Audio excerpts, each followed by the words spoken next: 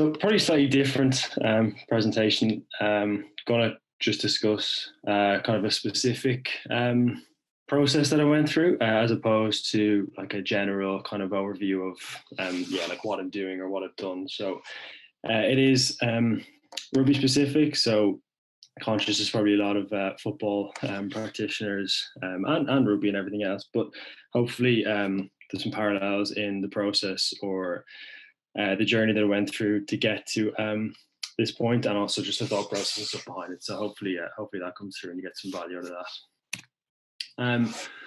So yeah, you're telling me. So I'll never forget this conversation I had. I was with a head coach. It was like 5-6 years ago, and it was on a match day -1 session. It was actually on a match day, but on a match day -1 session, basically in rugby, it's typically called a captain's run, and this is usually a very light rugby session. So judging obviously even by the name, it's typically led by the players. It's 15-20 minutes of kind of final tweaking of anything, some walkthroughs, and then it's pretty much done. So typically after the session, I used to discuss the week loading with the head coach, rather than kind of just send a report out. So anyway, I printed out this report for the captain's run because it was another session that happened on the same day as well. We discussed that match day -1 session, and then the week of the training, and sort of his understanding or how he viewed how the training had gone in that week from like a load and intensity of volume perspective the day before the game. So the next day then we had the game, and I remember printing out a match report for him, and he looked at it. It usually took a minute or two to digest it, which I always saw or felt as a good sign, because he was actually reading and engaging in it. And then he picked up the match day -1 report that I showed from the previous day, and he asked me, or so he said, so you're telling me that these type 5 players' load was greater in the match day -1 session than during the match? And I said, well, no, not really. And then he said, but that's what these numbers are saying. And the report at the time, this was 5-6 years ago, obviously did not account for the collision aspect of the game. So for anyone that knows rugby, it obviously is a running based sport, but it also has a lot of collision in it as well. So until we could actually report on that and I guess validate some collision measures, we struggled to actually represent the load from the game for all players, but especially some of the forwards. I guess positive from this, we now know what the problem is. So we need to represent the collision aspect of the game. So that to me was at least rewarding, because the coach had actually identified the problem, not necessarily me or the performance department. So what I'm going to try to do now is just discuss in a really, really simplified fashion external load. Now, obviously, it's a little bit more complex than this, but if you view and consider external load in rugby, on one side being locomotor based, so that's obviously talking about any sort of running activity, so distance covered, accelerating, decelerating, sprinting, shuffling, everything else. And then on the other side of that, consider the contact elements of the game. So that includes the collisions, tackles, down and ups, and those static exertions as well. So with everything, so we have to consider obviously the importance, the relevance of these, which of these to be focused on, and also how they contribute to fatigue for individuals, and also across the training week and a match as well. So again, me trying to simplify this even further, trying to get or consider the balance of both of those sides, I guess. There's obviously other variables and other things to consider, even like psychological load, etc. But if we just for appease me in this, trying to simplify this, I think a lot of people initially put a large emphasis on the locomotor demands and the aspects, and it's probably due to the validation of these variables earlier than some of the collision-based variables. So not to say anybody did anything wrong, but I think with everything in life, there's balance of things, and I'm certainly not saying that these are equal, even though that's obviously what it looks like on the slide. But if you consider some positions, that balance probably tips one way, in that the collision or the contact elements of the game outweigh the locomotor demand, and that can be from a fatigue contribution or even just a role. So their position obviously demands greater contact elements. And on the flip of that, obviously, the locomotor demand in some positions may outweigh the contact elements, again, from a fatigue or just a purpose or positional role. So this is nothing new, and this research has been done like well before microsense technology was as popular as it is today. So I mean, you could even just gauge this from watching the game, as somebody who watches rugby as well. So to quote like one paper of many, this is from 2011 in Austin, and he just represented the high intensity exercise profiles across 4 different positional groups. So front row, back row, inside back, and outside back. And I know this is only includes sprinting as a locomotor action, but even looking at this, you can see the variance in positional demands across tackling or collision-based activities and sprinting. So, I mean, I guess, yeah, problem identified. If you're not accounting for those, you're not really accounting for the full load profile of any player on a rugby pitch. So I'm going to show you a clip. It's the example I want you to watch is the number 9.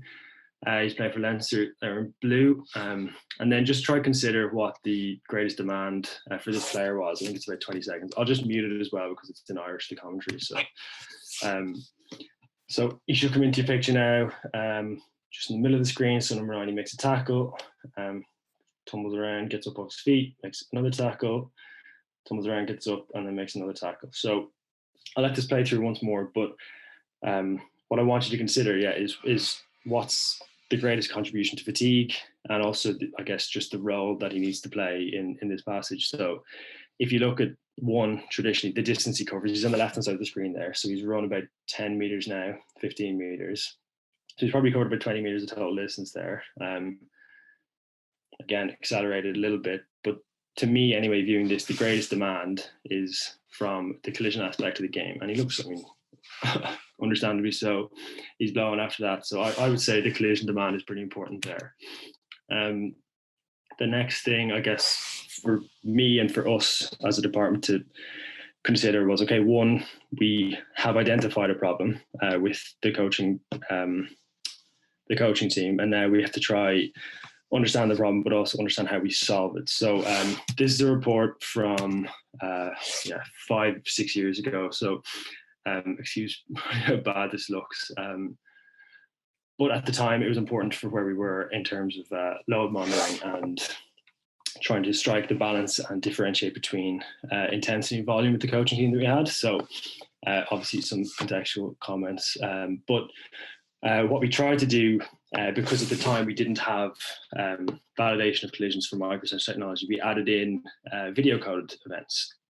And what we tried to just do was encompass the contact element of the game of external loading. Now, this one obviously isn't time intensive for analysts and sports science staff because we were reliant on each other for this. And also the limitation at the time was that we weren't coding, or the analysts weren't coding collisions during training. They only collect them during games. So there's no long-term like management of this, or there's no real way for us to know if we were actually preparing for this in training. Obviously, one of the limitations of this as well is there's no way to determine the intensity or the type of collision, 1 in matches, but also 2 in training, because often there's training sessions where you wouldn't compete in full contact sessions, but they may be, moderate intensity. So it's very hard to subjectively rate that from an analyst perspective. So in trying to solve this, then we did explore some research. Now this is only pretty recent, and this is from Simon McLeod and a few of the boys up in Ulster. They published this a couple of years ago, and they, at the time, this is the only paper from STATSports. There's a few other bits of research out in other technology and in different sports with some varying results. But some of the limitations that we'd previously seen was that collision detection was sport specific and even rugby code specific. So some of the research that Killian, one of my former colleagues, did, just found limitations in the transfer of a tackle identification in rugby league when applying that in rugby union. So they did this research and they found some pretty high sensitivity and specificity. And even just for clarity for my own head and for anybody listening to this, the false negatives in this sense that they identified were when a player was involved in a collision event, but a collision event wasn't recorded by microsense technology. On the flip of that, the false positive is where a player was not involved in the collision event and the microsensor technology unit reported a collision event. Okay, this is really positive. So something that has been validated for us to potentially use. But one of the things where we wanted to progress, I guess, the research that they did, was we felt it was really important to account for the rucking demand of the game. And I'll show you this video, I guess. It was shared from one of the games last weekend. And that's a ruck for those who don't know. And I mean, you can imagine the demand, the physical cost of that can be pretty fatiguing, especially for poor old Stuart Hogg there. But we felt it was really important to account for that.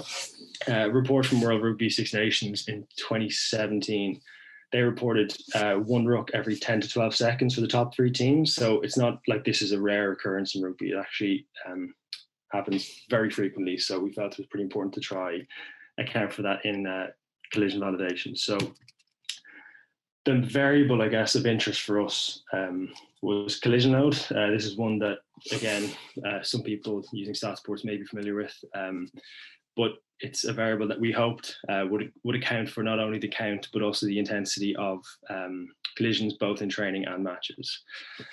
So as part of that, we did some validation versus video. This first graph is actually correlating the count of collisions reported from STATSports versus the collision load. And it was important for me to determine that. I've had some pretty interesting debates with some different people about this, and there was kind of 2 clear interpretations. One was that this was not a good thing because of the lack of variance between the count of collisions and the collision load. But the other interpretation, and this is probably more my interpretation of it, was the fact that this relationship is so strong gives me confidence that this collision load variable is only accumulating when collisions are actually being detected. So i.e. that collision load does not accumulate from non-collision events, such as down and ups, shuffling, any of those kind of other different types of activities. So I saw that as a positive, but always 2 sides to everything. The next graph then, this is the count of collisions from STATSports unit versus video coded. So nearly perfect correlation. So again, quite positive in the fact that the relationship was, this positive relationship was identified. And then similar thing, very similar findings when reporting or when relating the collision load variable to video coded events. So that was very positive for us, and it gave us some confidence in using the collision load variable.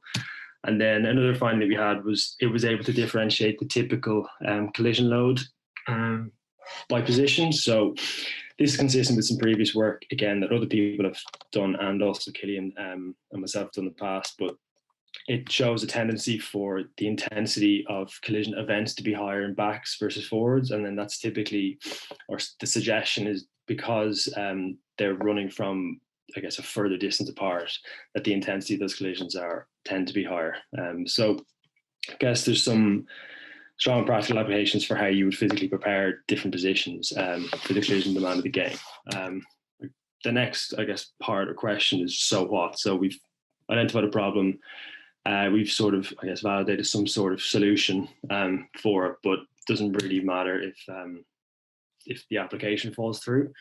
So no point really having the solution if you just don't apply it properly. So first step for us was pretty simple, and I actually don't really like these kind of charts, if I'm honest, but this just gave us an overview of an 80-minute demand for a rugby player across 4 different variables. So distance, high speed running are pretty familiar, but also with the addition of the collision load and efforts or explosive efforts, I kind of termed that a while back.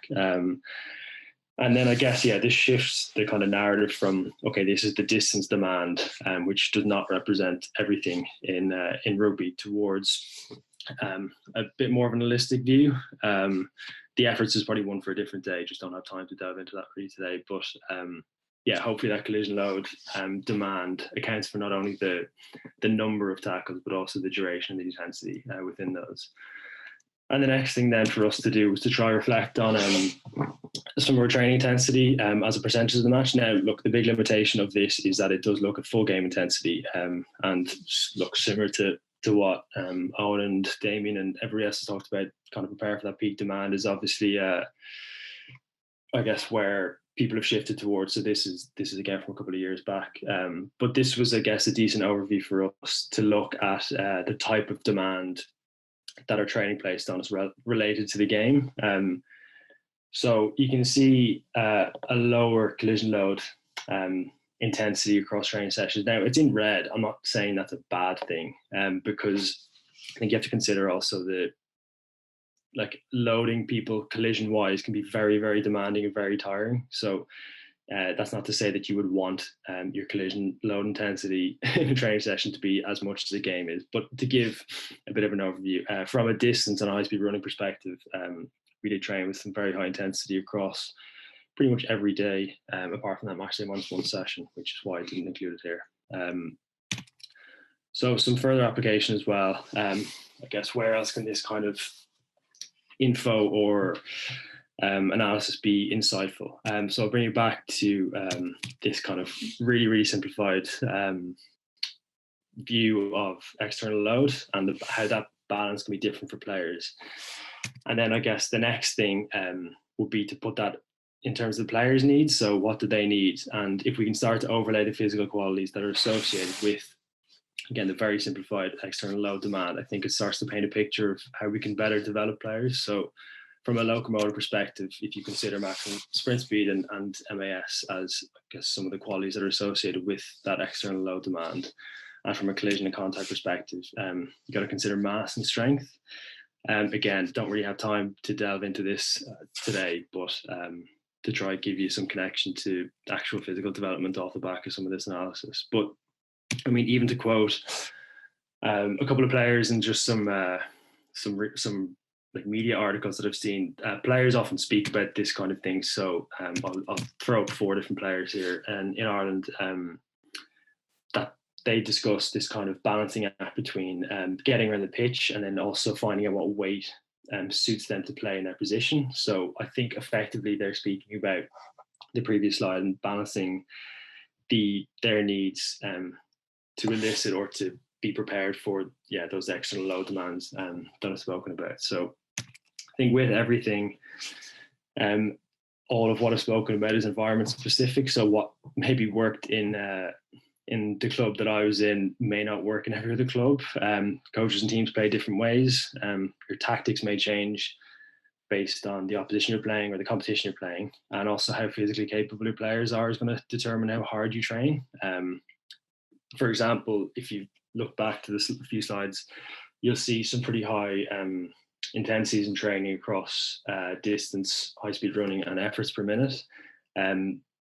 That was reflective of how intense their training was, and it took some time to get there. So I don't think that is necessarily a copy and paste job to different environments, which everybody knows, of course. And then next steps is still important. So that where I see some of, I guess, the problem identified, then the solution, the sort of validation, the application of it. And the next thing for me was then trying to differentiate competition levels. So this in rugby is 4 different competition levels, the highest obviously being international level. Next highest after that is European Cup. Pro 14 is the competition between Irish, Welsh, Scottish, Italian, and South African teams now. And did I say Italian? I think I did. I didn't forget a country there. And A then is formerly known as the British and Irish Cup, which some people may be familiar with. So basically what we've seen, or what I've found doing some research, is that as competition level increases, the collision demand actually increases. So again, I think in previous research, there's been a lot of focus on the distance demand and high-speed running demand, and that in some cases, and from what I've seen, does not increase with competition levels, so that the demand is different at international and European rugby compared to the other two competitions. So again, that's a kind of important factor for preparing players.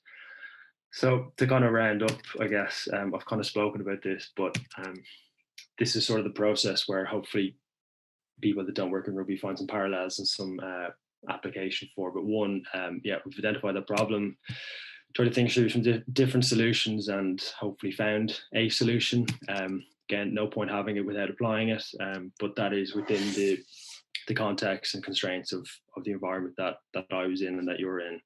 And then always trying to find something else that I can have a benefit for. And then to me, this is just this like ongoing process. So even though now next steps, there's probably some problem that comes with that, and then it's just about iterating to find a different and new solution, applying that within the context, and then trying to find what comes next as well. So that's pretty much me. Obviously, happy for anybody to reach out, and more than happy to discuss